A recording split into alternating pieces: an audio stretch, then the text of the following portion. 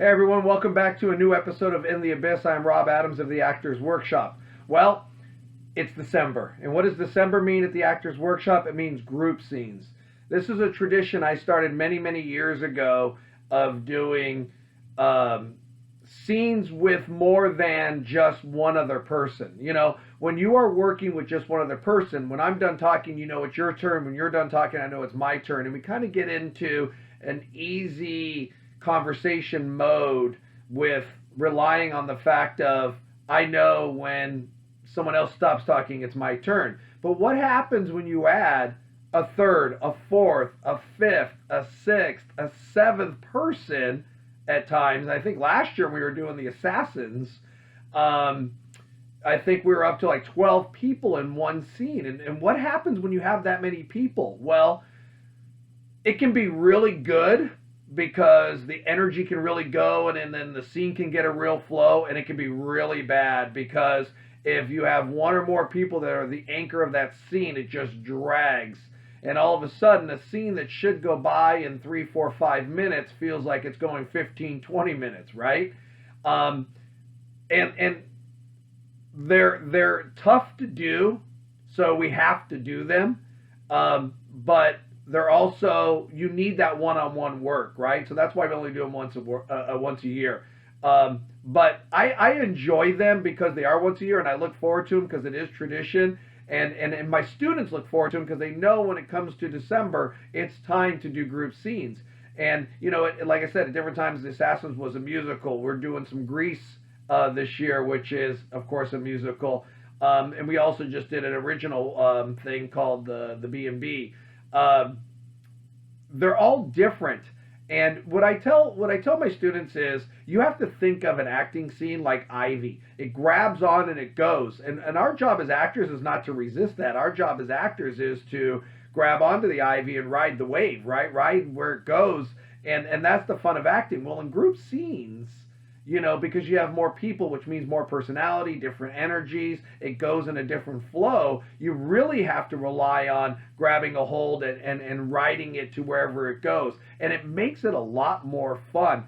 And, you know, we just got done with class, and the last couple scenes, you really got to see the differences. We're doing the same scene, and it turns out to look like two different scenes because the energy is completely different, the people are completely different, and the wave is completely different, right? Another analogy is, you know, we're talking about waves. Think of a surfer. You can't ride a wave thinking you're going to get the same wave you just got. That wave is gone, right? You have to ride the new wave, and so it's going to go in a different direction. You still get to ride it, but, you know, some are more difficult than others. Some are easier than others, right?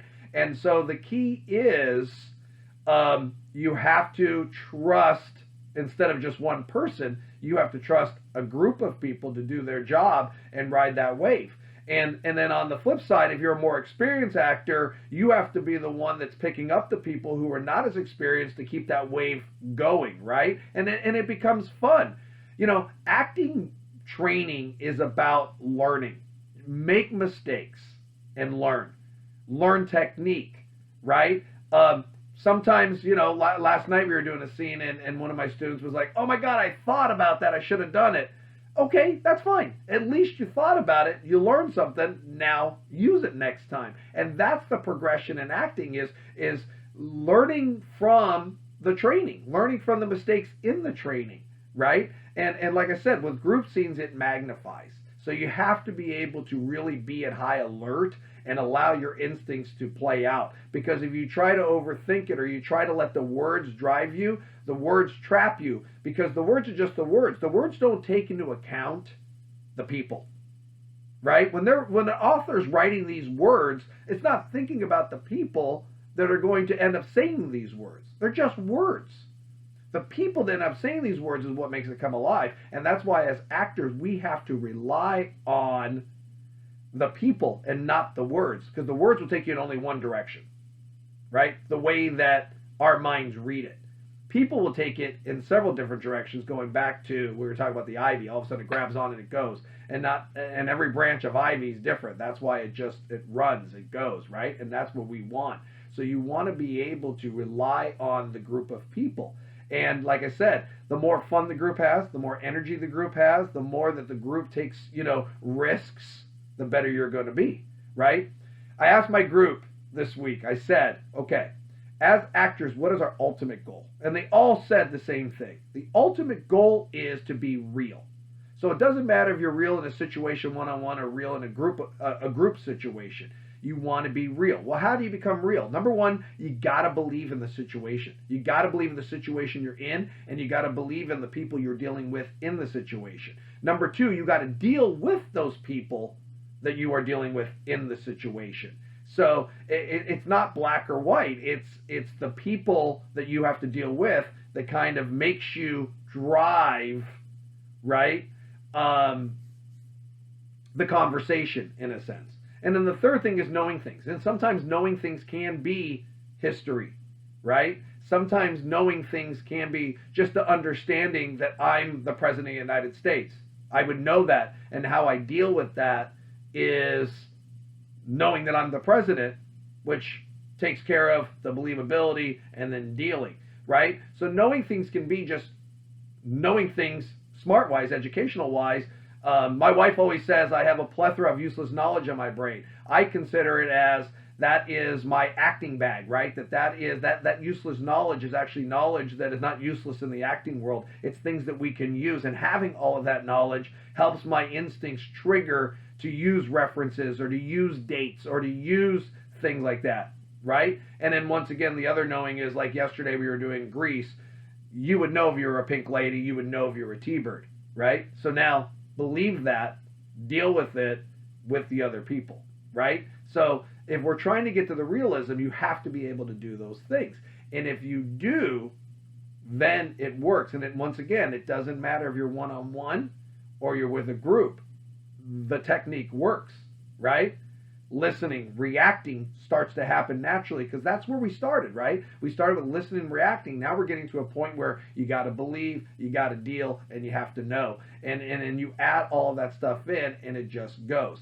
And to newer actors that are watching this, it still comes down to the interaction, right? And once again, the interaction is just with more than one person. So that's where group scenes can be a lot of fun and take on lives of their own. Is the ability to play off of more energies than just one, play off of different personalities than just one, to be able to use a lot more, which to me is a lot more fun. I would rather play a team sport than an individual sport, right? And when you play a team sport, you rely on your teammates. Well, acting to me is a team sport, so I'm going to rely on my teammates, and they're going to rely on me, and then we're going to play the game, And the last thing I will say is the cool thing about group scenes is it magnifies. It magnifies your strengths and it magnifies your weaknesses, and that will also help you get better. As actors, you can't get discouraged by the group scenes. You have to get encouraged by the group scenes and realize that, okay, it's magnifying this weakness. I need to watch more. I need to pay attention more. I need to use more. I need to listen more. Whatever that is to make you a better actor. And then on the flip side, it magnifies your strengths, whatever those are, to enhance and build off of those as well. So while you're building on your strengths, you're also building up your weaknesses. And that's another thing that group scenes do more of than just one-on-one.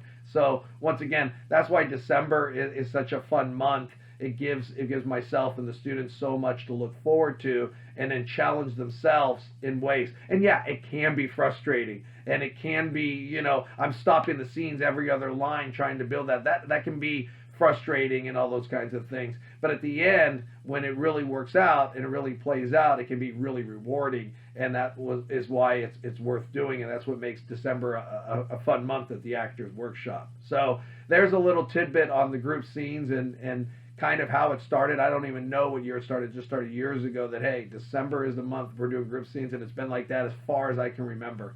It also gives you a reason why, how it's different than just working one-on-one. But it ultimately comes back to the same thing. You have to listen and use. And if you don't, it doesn't matter if it's 1 or 10, you're going to be bad. If you do, it doesn't matter if it's 1 or 10, you're going to be good. So I hope you guys are staying safe and doing well. I look forward to a fun December month. We'll see how it goes. I will update in my future videos, I'm sure. I'm looking forward to a new Kino box set, so I'm going to do another unboxing for those who like that and learn about new movies. I know people like Shia don't like unboxing videos. I'm not really doing it to show you what I bought as much as I'm showing you what movies you guys should check out, or what actors you should, or actresses. So Shia, you need to watch them. You know, those are a few things that I have coming up in the next few weeks as we go through. I hope you guys once again have a great weekend. I look forward to seeing you next week.